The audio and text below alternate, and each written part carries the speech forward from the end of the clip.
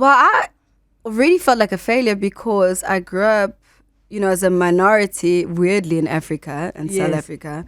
Where I grew up in Mhlanga. So all the black kids, there weren't a lot of us, African kids. We already felt like we were failing because, like I said, this is post-94, pre-post-94. And anything you did wrong, it was like you couldn't fail. You had to be extraordinary. And I remember there's this, now the talk is, can we just be human as black people? We don't need to be magic. We don't need to be... I'm scrapping Bogoto, that term. I'm over it. Absolutely. Go Women's Month. No, all of that. Yeah. Can we just be dainty? Can we just have fun? Can we make mistakes? And so at that time, there was no space for such, because people were watching you. And so, yes, as an African child already, I just felt like a failure. 702. The upside of failure. Sometimes failure is the foundation of greatest success stories. Thank you so much. I feel like this is overdue. Long overdue. With me and you. Long overdue. Absolutely. And what are the chances that we're in the exact same tangerine? But our combos. It's special, man. There's something special about our combos. How are you, new mum? Hey, how's it going? Firstly, I'm not new mum. I'm a veteran. The way I got kicked in bed all week this week. When they say someone has their foot on my neck, I mean it literally. Yeah, there's absolutely. an actual foot. Absolutely, which means the child is alive, healthy, and we love it.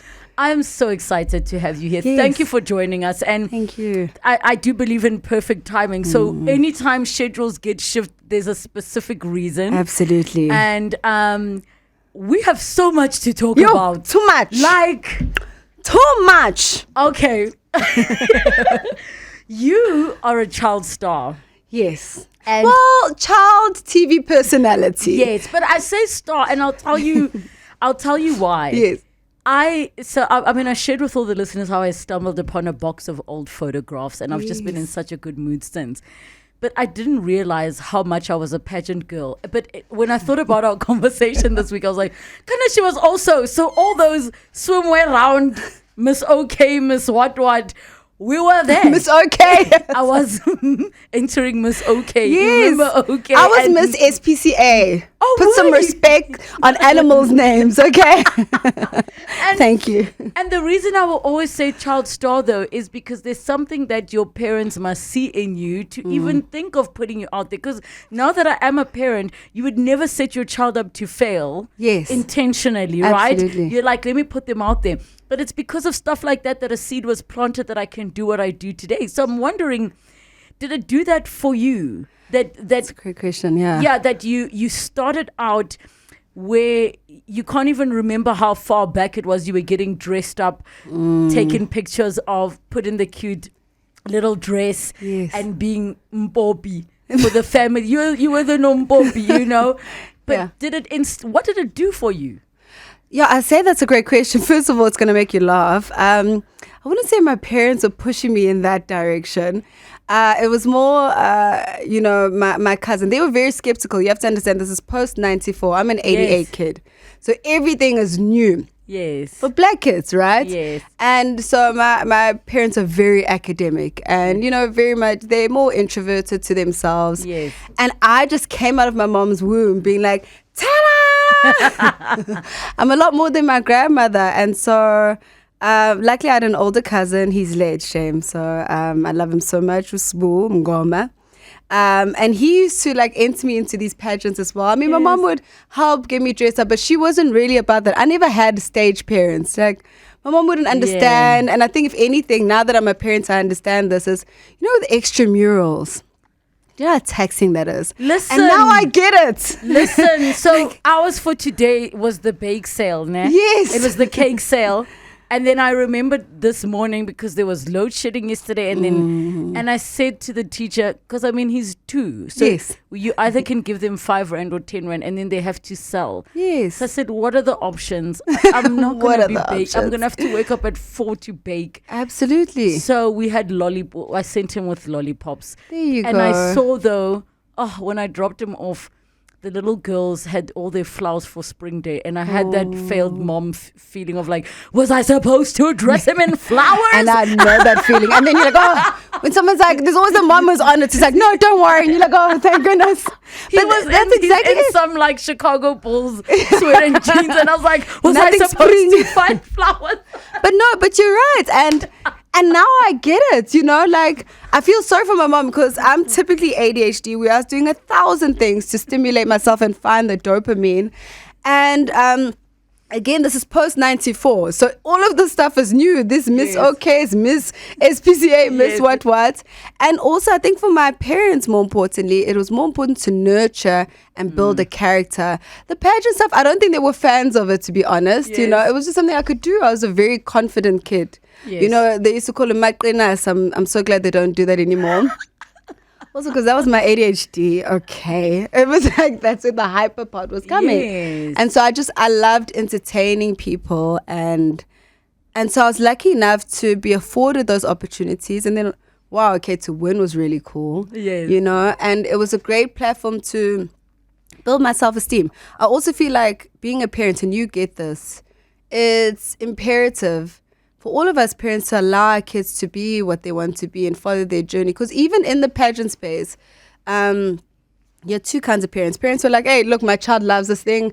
I'm here, whatever. And then you had others who really were living through their kids. And it was so damaging. And the kids don't want to be there. They at don't. all. Absolutely. And now it's with content. It's no longer pageants per se, but it's content creation and the YouTube channels. Yes. And but I want to pick up on what you said on the ADHD. Well, not in my time, but content creation, YouTube. I'm like, I really want to touch on the ADHD, but I want us to take a quick break before we open that part of the conversation.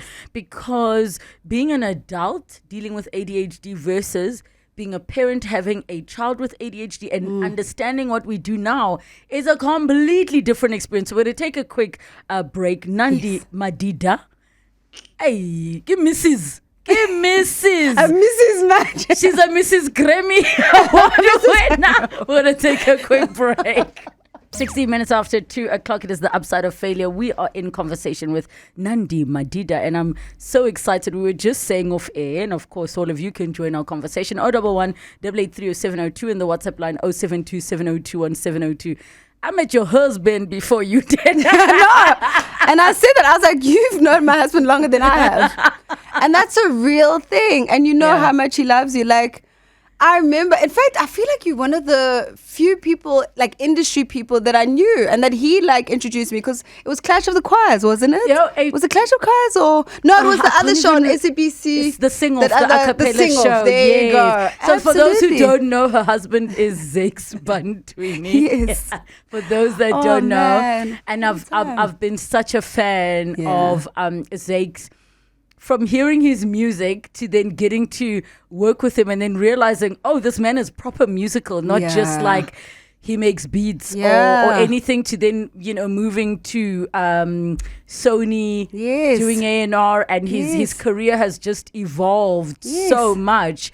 And I want to just come back to this thing about ADHD, which in many ways, we're now in an era where many people see it as a gift, as opposed to seeing it as, and this is not the correct word, but the one that comes to mind is any form of disability, right, or special need. So as an adult, when did you get a formal diagnosis? And of course, that must have been a eureka moment to finally explain certain things you're experiencing.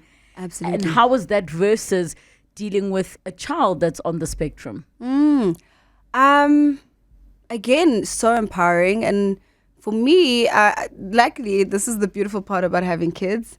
They somewhat, explain your journey because, there's genetics involved, right? Yes.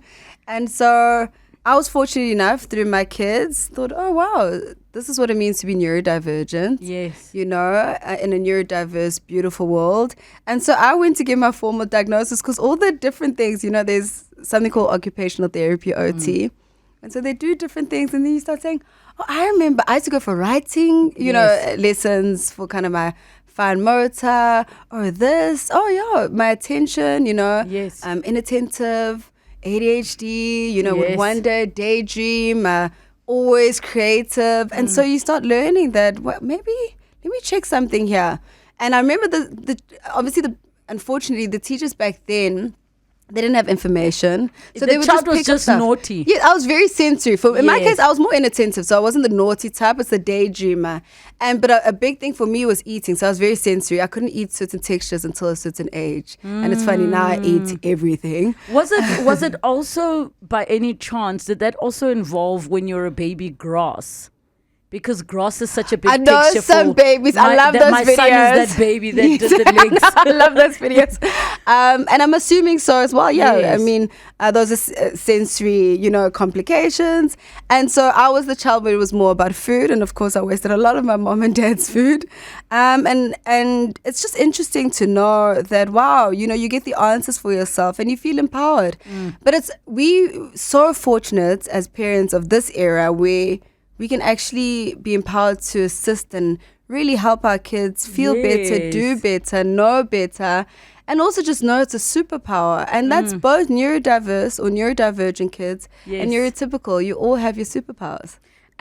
Just for all of us, can you help educate us on, not the medical speak or the scientific speak? Sure. What does that mean in a day-to-day life experience? Because people have this idea that attention deficit disorder, here's the Ritalin's going to calm you down. What does it mean in real life? Like, give me a typical scenario where you're like, all right, this is not my child being a toddler or being a child. This is this thing, and this is how it can manifest, and maybe give just an average day. And then what are some of the more challenging days? And that's a great question to ask. I can see your mom now. Listen. I love that. No, and it's important to empower other parents listening as well. So obviously it's a bit complicated for us because we're artistic parents, as in we're in the arts. So we already accept a lot. I was going to say, absolutely. There's no yes. such thing as like a standard home, and I'm so grateful that I have the kids that I do because we understand them and we love it. It's like it's all about an edge. But yes, the day to day are sometimes sensory challenges where, let's say, you're trying to introduce new foods, and it's not that easy, or just trying to feel regulated where you're not as regulated as you should be. And I was the same way, where not only my anxiety, but it was just from a sensory perspective, I needed to feel regulated. I needed to feel like I can take on the world. Sometimes there's social anxiety, depending, every child is different. Also wanting things a certain way, or being hypersensitive, and that's to the world. So I'm a huge empath. I just want everyone to be really happy all the time, and it's not the case, or whereas a no can be heartbreaking for me, I mean, I've obviously grown out of a lot of that stuff. Well, not grown out of it. I've learned to have the right tools to not make it as big of a deal as it is. And when I mean that, I'm talking about me being hypersensitive. And I think I was in the right industry because you quickly learn not to be. Of course, being a public figure, we get said all kinds of things about us. And I'm so grateful that I'm in that industry because if anything, it's taught me not to be sensitive. So anyone can say anything to me now and it really doesn't matter, Can I really even doesn't. say it wouldn't even be that it's taught you not to be sensitive. I think it may have taught you to be selective about where you put your energies of your sensitivities, because your sensitivities haven't died down. You're just selective about where you're going to have them play out. Well said. And it's important, absolutely. And actually, and that's what it is, just knowing what is worthy of my emotion, you know what I'm saying, of my time, my energy, my mental space. But also, I must say, having a husband like Zakes, because Zakes, guys, people can do anything to Zakes. He does not care. No, he doesn't.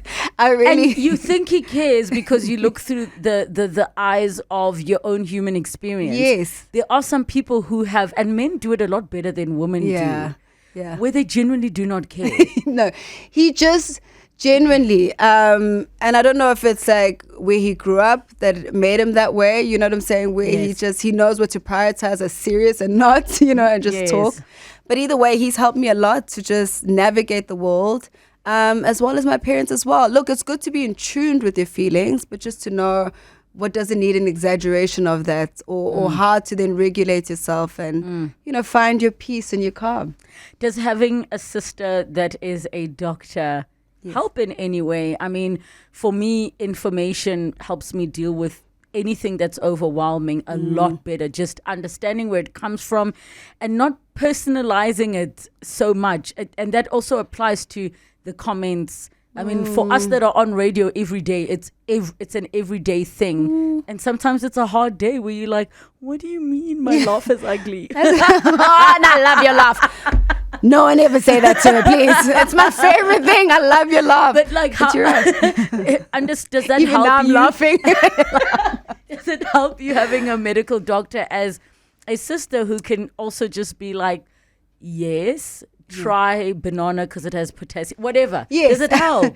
No, you're absolutely right. Look, it does help, especially because she's interested in psychiatry. And so, we speak about mental health and also just the fact that I'm in, the media space and how I can help as well in my space just to make people feel better about themselves however I can. But it's interesting. I think what I hope for the next generation is for them to feel some sort of peace and calm in the households they live in.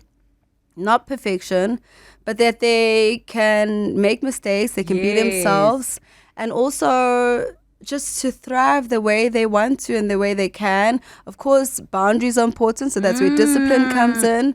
But we speak about, you look at people now, or even our society, a lot of successful people, what we used to deem success, were people who have narcissistic personality disorder, a lot of them, not all.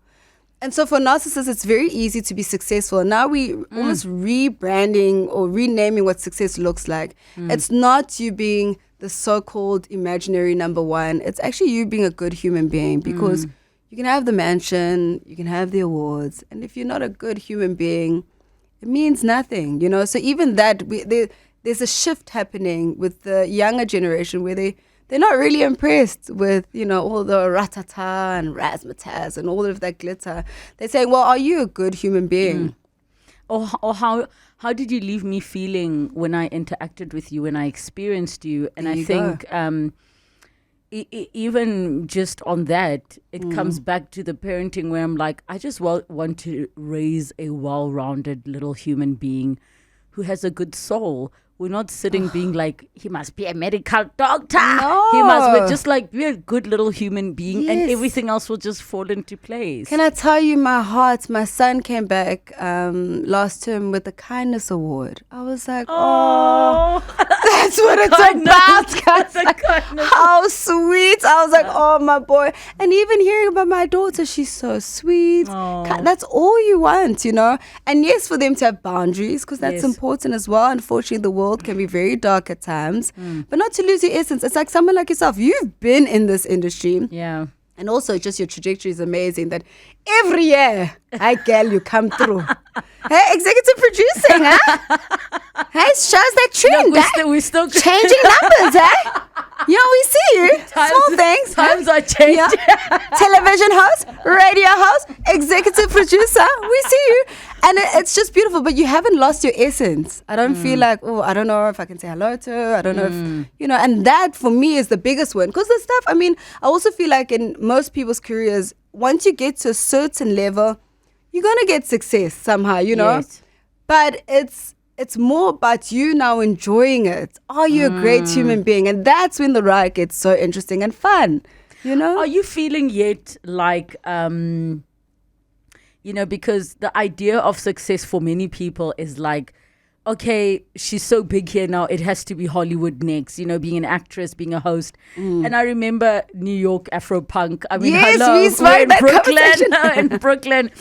But just to come back to the whole thing of the idea of success is changing. So many people will always be like, yeah, but next you must go here and be this.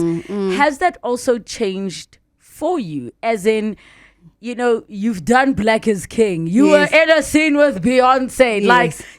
But doesn't mean you want to live in LA, even though a management team behind you. So do you still have certain dreams that are going to LA? And I know for Zakes winning the Grammy, it's not important, but it's flippin' important because it's going to open certain doors and certain spaces. So what does success look to you now that the added layer of the little human beings are there, but also you've been in the rooms now, it maybe doesn't feel like you thought it might have felt. That's hey, listen, you're on fire. It's a good question. I keep saying that's a great question. But it really is. I think for me personally, it's more about challenging oneself and however that looks like. I think in the industry, sometimes you feel like you've hit a ceiling, but it doesn't matter how that looks up. So whatever that challenge looks like for each person is different. I've been very, very fortunate where organically, even with my latest gig now with Apple Music, is, the whole world listens to it. So I get people from all over the world listening, especially now. Again, I always say God is the best manager ever because it's at a time where a genre like Amapiano, Afro-tech, Afro-beats is a big thing and the whole world's looking to Africa. And so I've been fortunate where, yes, I've always wanted to challenge myself, however that looked. I was fortunate that, even, for example, being a part of more global companies, I'd say, I've been fortunate enough to have such platforms, What that means, I don't know. I'm not my manager. God really is. Yes. But I feel like whatever is for you will happen. And it's been happening organically, I'm signed, for example, with Macro Management, who, their roster is insane, Yes, they do their thing in LA, but I'm doing my thing with them. And it was by chance. You do something with Beyonce, people call you up. Yes. You know what I'm saying? Or even with Apple now, one of the biggest companies, if not the biggest company in the world, but it's the fact that then people that I never had access to, all of a sudden interested in, would you like to do this? What does this look like? But that's God more than anything. And also, my dad traveled the world. I'm not the first. I'd love to be the first. The first in my family. My dad was a blueprint. He worked in the UK. He worked in San Francisco. And he made it no, it's something people can do if you want to do it, And so he's been a big inspiration for me, my dad. I'm definitely, I wouldn't say daddy's girl. I'm both. I love both parents. But in terms of career, he inspires me because he came from nothing. Yes. And just made it so tangible for anyone around him who, wanted to be inspired. We're on the upside of failure with Nandi Madida. And I'm wondering, Nandi, how you solve unexpected visitors? We have a big dog. A very big dog. Okay. That would have solved me. Don't worry. That's the only way to solve is have a big dog. That would have People solved won't me. randomly be like, I was in the area. I jumped your fence. No. Back when we used to live in the hood. Yeah. You'd stop by and just jump the fence. Yeah. Upopi. No. Yes. That would have solved. If you have upopi, it's late. No, that would have solved me. I love dogs, but big dogs, touch and go. He's a security guard. And his name is Snoop. There you go. The legacy continues. My mom had a Snoopy. Snoop. I love it for our people. 011-883-0702 and the WhatsApp line 0727021702. Nandi Madida, when you were growing up, you've spoken about your parents being a little bit more academic, conservative. What was your understanding then of failure? We grew up in the era where, fortunately, it was after the sub B where they would say number last, where they would actually say what number you were. Yes. But still, we had the red mark that would give a symbol. Did you ever feel like a bad mark or a fail means something really bad and a disappointment? Well, I already felt like a failure because I grew up, as a minority, weirdly, in Africa and South Africa, where I grew up in Mhlanga. So all the black kids, there weren't a lot of us, African kids, we already felt like we were failing because, like I said, this is post-94, pre-post-94, and anything you did wrong, it was like you couldn't fail. You had to be extraordinary. And I remember there's this, now the talk is, can we just be human as black people? We don't need to be magic. We don't need to be... I'm scrapping Bogoto.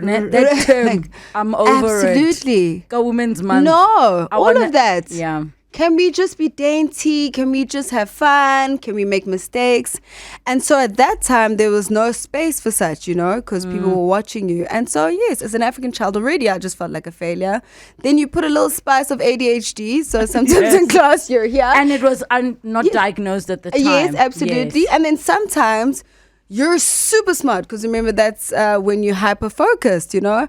And so even that, and then also just knowing that in your neighborhood where you grow up, most people are very successful, you know, and not because they necessarily told you to be a certain way or that you have to be an overachiever. You already just felt that pressure anyway, you know, and it's something that's not spoken of. It's unspoken, where, you know, people speak about somewhat privileged kids, you know, and this is like for, you know, pseudo privilege, because as a muntomyama, Yes. you know, one wrong financial decision, you're back in the hood or back wherever, you know.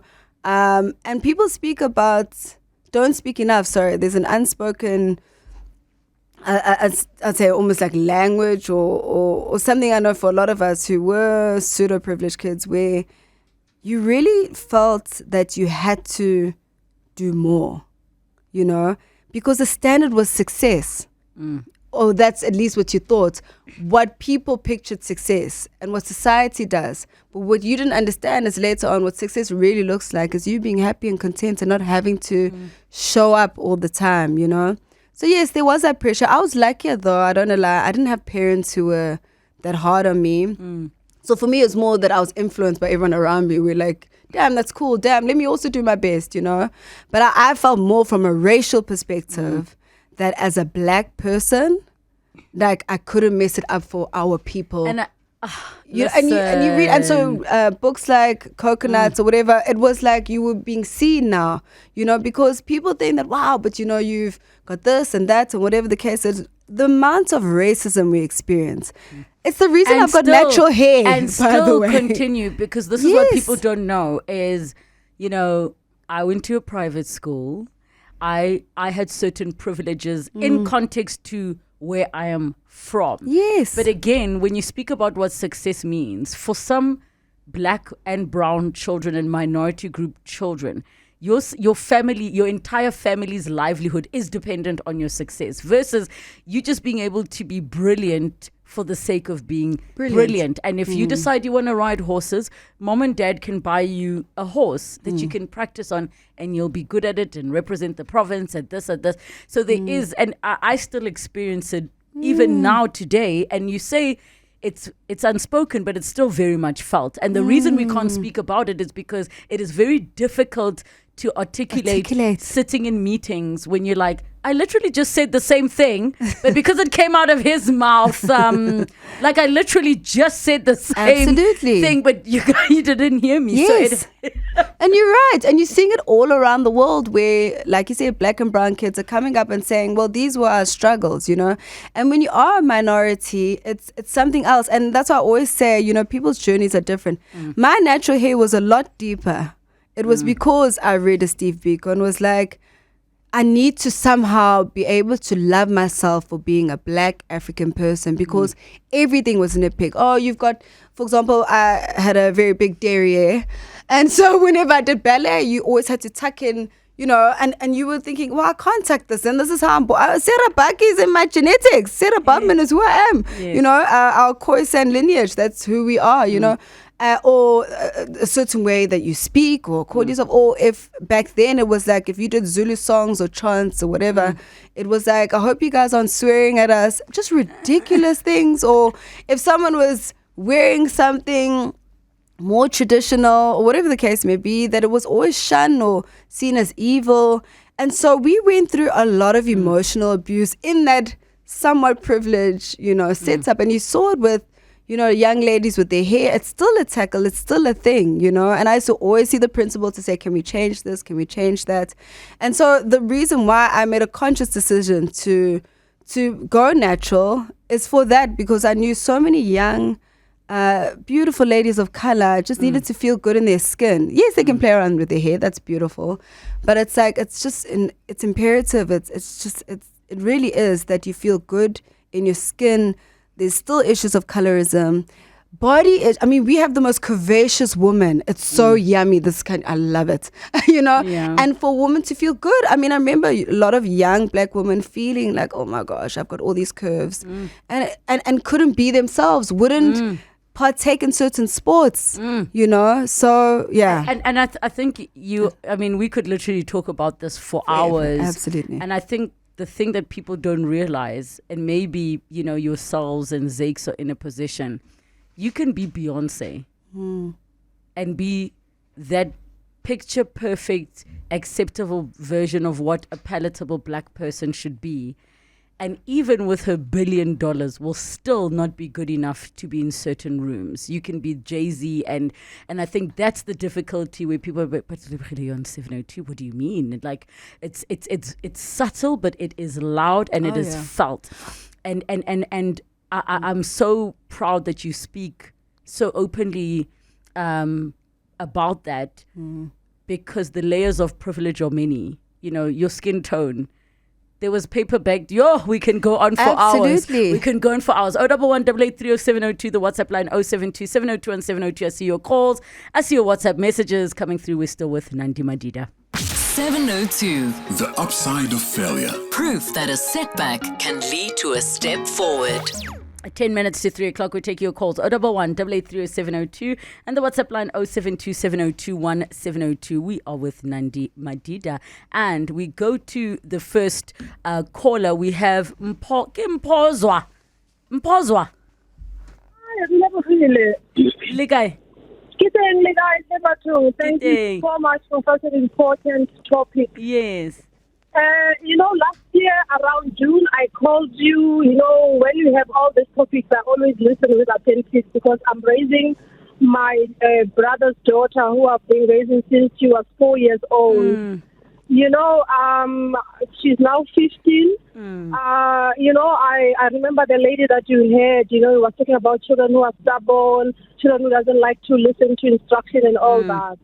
But today, as you're speaking to Nandi, I can identify to say this is nothing to do with stubbornness. It's a deficiency that she has, and I don't know how to support it. I get to be frustrated as an auntie to try and get her on track to be in line with her peers, but not even taking her for any medical attention to say, can there be any help? Mpozo, can I ask you a question? You said something that I'm still learning as a parent. You said something about being in line with peers. The biggest mistake we make as Batswadi is comparing. No, that is so true. And look, it's how the system is designed that by a certain age, the certain milestones. Exactly. Yeah. But outside of the medical attention stuff, I hope, Horwena, you can put yourself in the mind space that little person is an individual that might be behind on certain things, might be ahead of certain things. And because as Runa Batwabanso, we used to do that thing, why can't you be like? So I hope that's where we kill the yes. So I hope you can find something in you to change the conversation about the things we're celebrating that are amazing. And then let the professionals deal with is the child on the spectrum? How can they be supported? And Nandi, I'm sure you can share some words with Mpozwa as well on that. Yes, and thank you so much for the call. Absolutely. I would always say first starts, great place is obviously to see the professionals, neuropsychiatrists or neuropsychologists rather. Just because they can assess and take it from there. And then, of course, absolutely, every child is different. It's funny how a lot of the black sheep, so-called, they thrive after school because it was more that, they didn't feel included in some way. So, I remember Elon Musk once said he wasn't necessarily the kid who overachieved in anything or excelled necessarily. But, he's Elon Musk now, So, and why I say that is because every child has something special about them, a skill set, something they're good at, something they're passionate about, and just to hone that craft and support it. But we are all so different, so different, And I think the jobs of caregivers, all of them, including yourself and Mpozwa, is create the environment that's going to just bring out the best in them. That's it. Start with the GP. If you're not happy with the GP, ask for a referral, and maybe it might even be a child psychologist that might need to assess to say, let's take you an educational psychologist. Those might be some of the good places to start. If you need help, we'll pass you on to our producers to assist. Lerato from Sandwood Park. Hi. Thank you for that. Hello, how are you guys? Hi, Lerato. So, Nandi, I love you so much. I've had the opportunity of meeting you. And I just want to say you are so congruent. So the words that you're speaking today is what you practice. When I bumped into you in the mall, I'm not going to say where. I don't want people hounding you and finding you. Rebecca, house address. That's what we want. You are always such a sweet person to every single person that you meet, whether it's the cashier, whether it's the call guard. And like, yo, guys, I love her so much. She even gave me hair tips. She even told me where to find her hair person. So I'm within. And I know exactly who you are. Thank you. Are you within, my girl? I'm within. Oh, man. I'm sending you so much love and thank you. Thank you so much for that. Wow. Thank you so much, Lerato. How do you balance now? Because many creatives that I know that are successful are A-type personalities, and I relate to that. How do you balance that thing of pushing yourself so hard because you want to be successful, burning out, and then feeling like a failure because now you can't show up at all? Life just happens. So you have a choice to make, either to burn out or to live the life you really want to. Being at peace and understanding that whatever will happen at the right time. Zakes has a great sense of that, actually, because I used to be very like pedantic, like, oh my gosh, and okay, but this timing, and maybe, and you just say, relax, do the work. Absolutely do the work. Yes, be strategic about it as well. Well, maybe this can work, that. But the calm, and that's where we forget the grace part of God's grace. There's a grace in being calm. When you're frantic and anxious, you don't do anything. The universe can't work with you. There's a rhythm. I always compare it to peristalsis, which is very strange, but I'm going somewhere with this. When you're eating food, there's a rhythm. You know, your digestive system has a rhythm. Everything has a rhythm to it. And you have they to work together. Contractions, there's a rhythm. You can't like force like a baby. You have to go with the rhythm. And there's nothing you can do in order to succeed. And I think it's so important to do the same for your life and your dreams. What would you like to, and before I ask that question, this WhatsApp that I nearly missed. Woo, Lebza, I just love Nandi and her husband so much.